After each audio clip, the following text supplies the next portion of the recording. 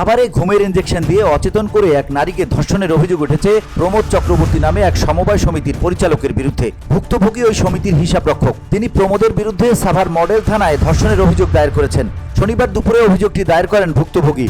অভিযুক্ত প্রমোদ চক্রবর্তী মানিকগঞ্জ জেলার ঘিওর থানার এলাচিয়া গ্রামের বাসিন্দা। তিনি সাভার নামাবাজারের কাশবন ক্ষুদ্র ব্যবসায়ী সমবায় সমিতি লিমিটেডের পরিচালক। এছাড়া নিজেকে একজন চিকিৎসক বলে পরিচয় দিতেন তিনি।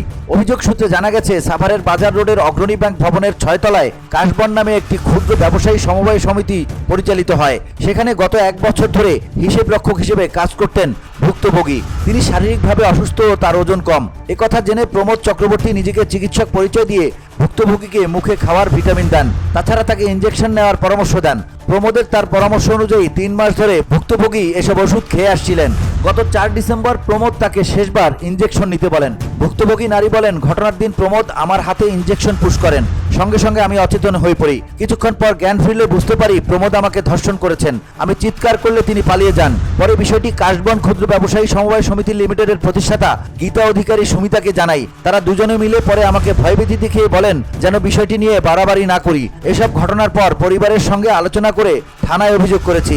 সাভার মডেল থানার পরিদর্শক জুয়েল মিয়া বলেন, লিখিত অভিযোগ পেয়েছি, তদন্ত সাপেক্ষে প্রয়োজনীয় ব্যবস্থা গ্রহণ করা হবে। VOD Bangla news desk.